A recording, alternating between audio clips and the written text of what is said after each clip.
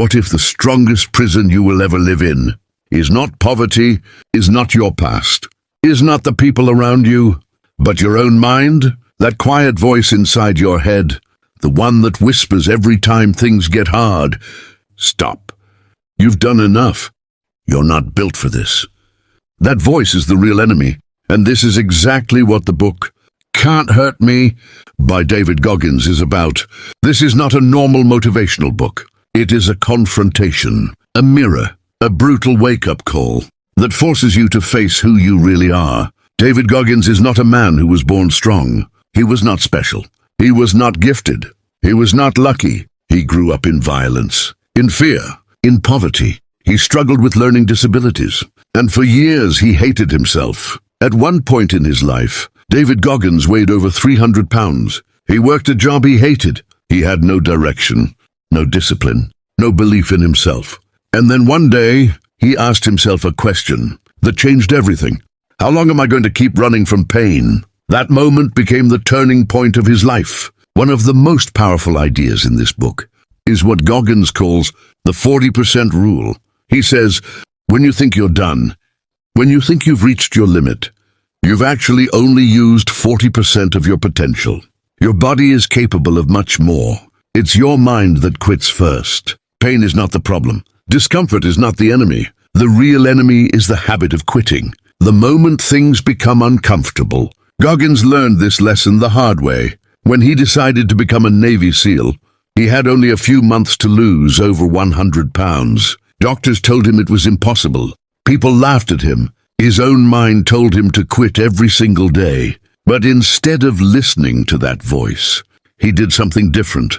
He leaned into the pain. He ran when his body screamed. He trained when his mind begged him to stop. He suffered on purpose, and slowly, pain stopped controlling him. Here is the lesson for you. Every time you stop when it gets hard, you teach your mind that quitting is normal. But every time you continue, even when it hurts, you build a calloused mind. You don't become strong by motivation. You become strong by repetition, by showing up when you don't feel like it. Ask yourself today, where have I been quitting at 40%? Because your real potential starts on the other side of discomfort. After David Goggins understood that the mind quits long before the body, he uncovered a truth that most people never want to face. Pain is not the real enemy. Comfort is. Comfort does not attack you. It does not shout. It does not force you to stop. It gently pulls you back. It whispers. It seduces. It tells you, just skip today. You've already done enough. You deserve rest. You can do it tomorrow. And tomorrow becomes next week. Next week becomes next year. And slowly your life stays the same. Goggins realized that comfort is dangerous because it feels safe, and safety slowly kills growth. Every time he chose comfort, he weakened his identity. Every time he chose discomfort, he reinforced who he wanted to become. This is where one of the core philosophies of the book is born, the calloused mind.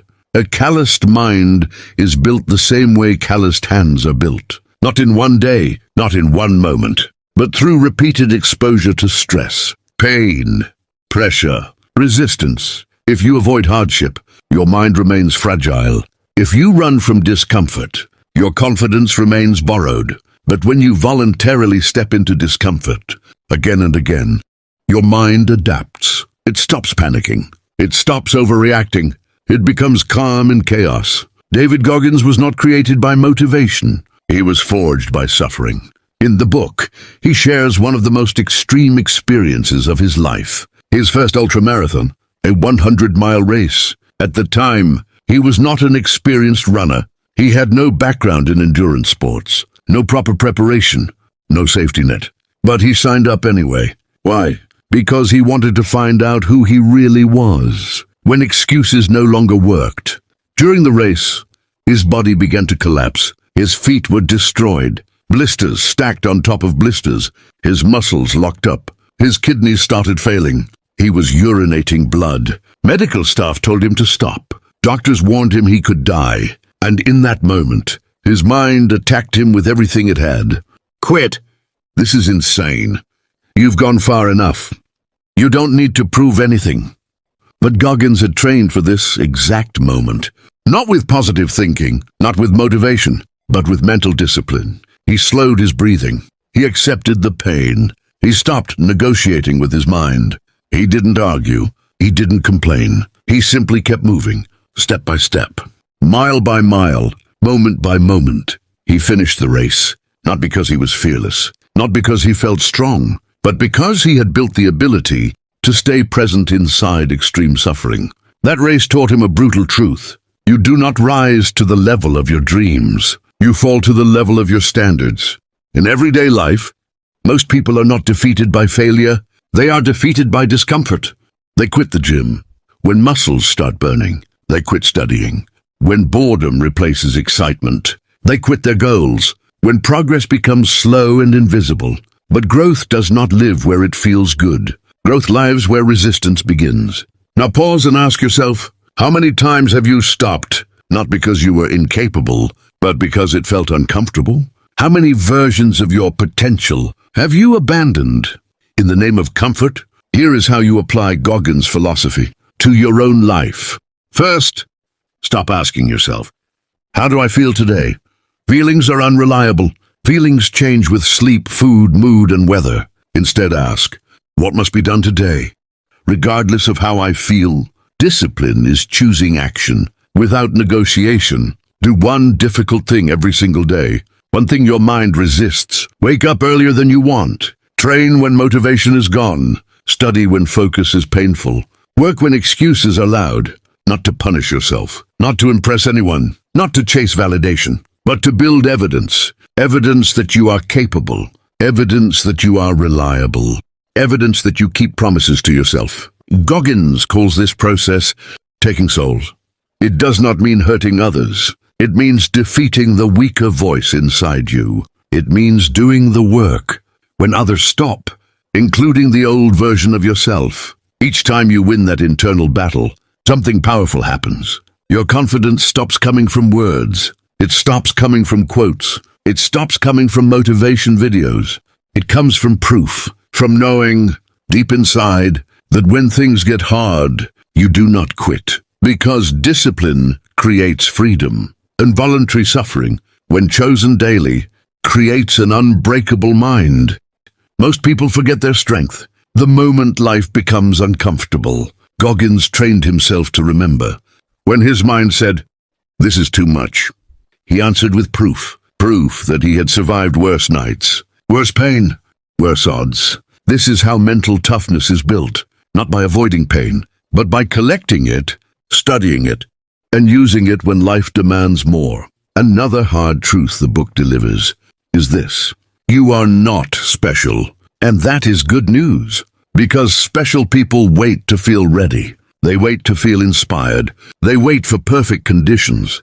Goggins rejected that mindset. He believed that greatness is earned by ordinary people who refuse to quit. No talent required, no luck required, no permission required, just relentless consistency. He understood something most never accept. You will never feel ready. You will never feel fully prepared. You will never feel like it's the perfect time. So waiting is a trap. Action comes first. Confidence comes later. Through the book, Goggins repeats a simple pattern. Suffer, adapt, grow. Suffer because discomfort is unavoidable. Adapt because the mind learns under pressure. Grow because pain forces expansion. When you remove suffering, you remove the lesson. This is why comfort is so dangerous. It feels like peace, but it steals your future. At the end of the philosophy, Goggins leaves you with a responsibility, not motivation, no speech, no hype, no encouragement, just a mirror and one question. What are you doing when no one is watching? Because that is where identity is built, not in public wins, not in big moments, but in silent decisions. The alarm you ignore, the workout you skip, the excuse you accept, or the standard you enforce. You don't need to become David Goggins. You need to become someone who does not run when things get hard, because when your mind is calloused, life no longer controls you. You control the response, and that is real freedom.